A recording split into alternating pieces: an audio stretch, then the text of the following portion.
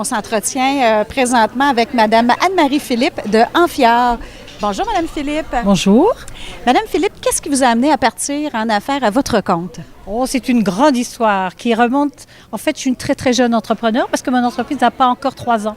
Ce qui m'a amené là, c'est une observation, en fait, d'une génération des baby-boomers à laquelle j'appartiens, qui souffre de rester inactif, qui a besoin de vivre professionnellement et être reconnu, de se lever le matin et de se sentir utile. C'est la première chose parce que j'ai beaucoup d'amis qui étaient à la retraite et qui ont, moi je trouve, décliné, qui n'avaient plus l'intérêt, qui s'ennuyaient, qui déprimaient parfois. Et je me suis dit, on ne peut pas laisser ces gens-là avec l'expertise énorme qu'ils ont, les laisser comme ça. On perd cette expertise alors qu'en même temps, les entreprises sont à la recherche d'expertise. On s'en va vers un manque très cruel de personnes en entreprise et on va les chercher à l'extérieur, mais on a sur place des gens. Par contre, ce que j'offre, ce sont des contrats, des mandats que des entreprises vont me confier, mais selon, je dirais, des horaires plus souples où c'est pas du plein temps, ce sont des mandats à effectuer pour permettre à ces personnes d'avoir un intérêt, une stimulation intellectuelle. Et sur le plan physique et psychologique, la santé est nettement meilleure. Oui, absolument. Très bonne idée. Quel a été plutôt le plus grand défi de démarrer cette entreprise? Il est toujours là, le défi, c'est de se faire connaître.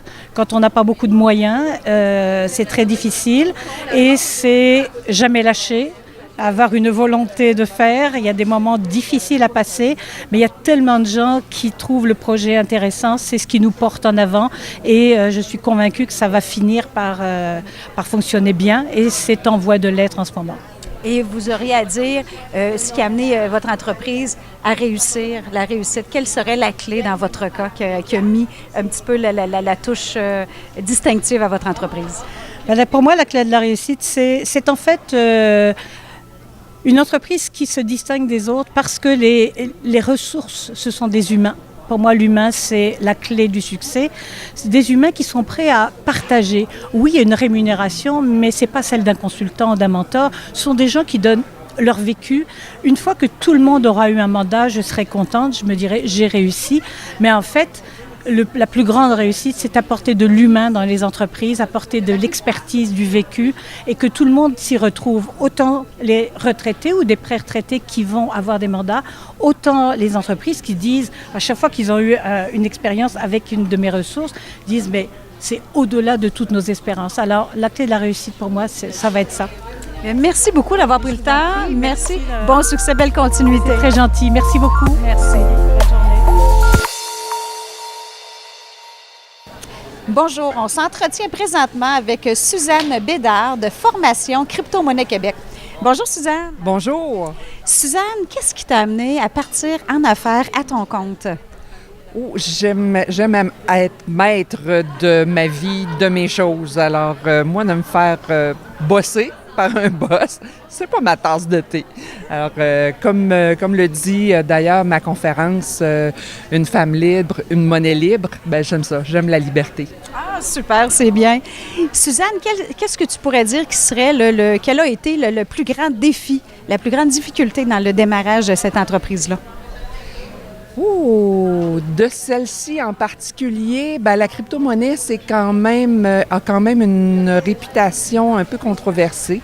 Alors, c'est de démystifier tout ça, de faire comprendre aux gens que c'est bon, qu'il y a quelque chose de bon dans la crypto-monnaie, qu'il faut tout simplement fouiller. Alors, il ne faut pas se fier à ce qu'on entend partout dans les médias, dans les journaux. Ça fait peur aux gens. Alors, il faut prendre le temps de bien s'informer parce que c'est vraiment un outil qui est extraordinaire et il faut s'habituer parce qu'on va avoir à vivre avec. Donc, beaucoup d'informations au niveau du défi dans ton domaine. Oui, c'est ça. Et pour terminer, quelle serait la clé de ton succès? Qu'est-ce qui a fait que tu t'es démarqué dans ton domaine? C'est la pertinence des renseignements que je donne. Alors, j'ai écrit d'ailleurs un livre sur le sujet. Donc, c'est beaucoup de recherche. Alors, ce que j'ai là-dedans, c'est vraiment la bonne information pour justement démystifier tout ça. Et le fait que je sois une femme. Il n'y a pas beaucoup de femmes dans le domaine de la crypto. c'est beaucoup des hommes. Alors, le fait que je sois une femme fait une grande différence. Puis je pense que l'âge aussi. Un peu d'énergie féminine là, dans le monde de l'argent. Exactement. Puis, j'ai aussi une grande expérience d'affaires. Ça fait 20 ans que je suis en affaires. Donc, quand je parle de quelque chose, parce que je l'ai bien fouillé, Bien maîtrisé. Bien maîtrisé, exactement. Merci beaucoup, Suzanne. Félicitations, puis une belle continuité à toi. Merci. Merci. Bonjour, on s'entretient présentement avec Caroline Dubé, designer d'intérieur. Bonjour, Caroline. Bonjour. Caroline, qu'est-ce qui t'a amené, quelles sont les raisons qui t'ont amené à démarrer à ton compte en affaires? Bien, moi, j'ai grandi dans l'entreprise familiale. Mon père a démarré en affaires, j'avais à peu près 7 ans. Fait que j'ai passé là, une bonne partie de ma vie dans l'entrepreneurship. J'ai fait un cours en design d'intérieur. Puis le design d'intérieur m'a amené, mon cours finalement m'a amené vraiment à vouloir développer ma propre entreprise, moi aussi. Là. Entrepreneur dans l'âme. Exactement. Caroline, qu'est-ce que tu pourrais dire qui serait quel a été le plus grand défi pour toi dans le démarrage à ton compte de ton entreprise? Bien, le plus grand défi aujourd'hui, c'est de se démarquer avec toutes les émissions télé, les revues, les magazines, tout ce qu'il y a. C'est vraiment de faire sa marque, de faire sa trace. Puis en plus, bien, je suis aussi artisane ébéniste. Il n'y a pas beaucoup d'artisanes ébénistes femmes encore à l'heure actuelle. Fait que c'est de me démarquer aussi à ce niveau-là. Là. Faire ta propre signature. Exact. Et pour terminer, qu'est-ce que tu pourrais dire aurait été la clé de ton succès? Le travail. Décidément, là, sans les efforts, le travail, le soutien aussi des proches, je pense que le succès pourrait pas être là. Très belle réponse, c'est vrai, faut pas l'oublier. Merci à toi, Caroline. Bonne continuité à toi et ton entreprise. Merci. Bonjour, on s'entretient maintenant avec Mme Christine Rivet de Mary Kay. Bonjour, Christine. Bonjour. Christine, pour quelle raison es-tu partie à ton compte? En fait, j'ai essayé beaucoup de choses dans ma vie. J'ai travaillé en assurance auto, j'ai travaillé en événementiel, j'ai travaillé beaucoup avec le public, mais c'est vraiment avec Mary Kay que je me suis rendu compte que je pouvais faire une différence dans la vie des femmes, mais aussi en ayant comment je pourrais dire, un cadre. Ça fait 54 ans que ça existe, Mary Kay, donc on n'est pas obligé de réinventer la roue, donc on est bien encadré. Puis ça me faisait beaucoup moins peur de me lancer en affaires avec ça. Et qu'est-ce que tu pourrais dire qui a été ton plus grand défi dans le démarrage de tout ça? Le plus grand défi, ce sont nos limites, ce sont les barrières mentales, nos faux jugements qu'on a par rapport à tout plein d'aspects. Que ce soit la cliente, on a beaucoup tendance à décider pour la cliente, c'est juste de briser nos limites. Et pour terminer, qu'est-ce que tu crois qui te démarque et qui fait ton succès dans ton entreprise? Je pense que c'est l'écoute, parce que Mary Kay, c'est pas juste des produits, on écoute la cliente, puis on parle pas juste du produit, de la crème, du maquillage, on écoute les besoins de la cliente, et si la cliente, on voit une espèce de besoin que Mary Kay pourrait ajouter un petit plus à sa vie, bien merveilleux, on lui présente l'opportunité, peut-être que c'est pas pour elle, peut-être que c'est pour elle, et elle pourra faire le choix, mais c'est vraiment d'enrichir la vie des femmes. Bien, merci beaucoup, Christine, d'avoir pris quelques minutes et je te souhaite une excellente continuité et un bon succès dans ton entreprise. Merci. Merci.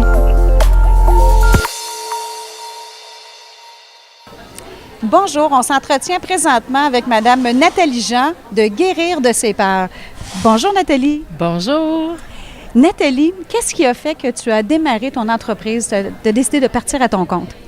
Bien, évidemment que je suis quelqu'un depuis, je dirais, à l'âge de 3-4 ans, une personne qui est douée pour les humains et tout ça. Et évidemment, c'est à travers mon vécu. La vie m'a amenée finalement à développer une technique pour guérir de ses peurs. Et qu'est-ce que tu pourrais identifier comme étant avoir été le plus grand défi dans le démarrage de ton entreprise? Eh bien, je dirais plutôt que c'était de continuer et de croire en ce que j'avais développé. Au début, lorsqu'on part, on démarre quelque chose, le mental va arriver puis va nous dire « ouais, peut-être que si ». Donc, c'est vraiment de ne pas embarquer avec notre fameux mental, notre fameux tourniqueur. La persévérance. La persévérance. Et pour terminer, quelle serait la clé de ton succès? c'est pour moi la continuité. Donc, la clé de la réussite, c'est vraiment à chaque jour de répéter 1000 fois la même chose pour finalement réussir. Bien, merci beaucoup, Nathalie, d'avoir pris le temps de nous jaser et belle continuité à ton entreprise et à toi. Bien, merci, ça me fait plaisir.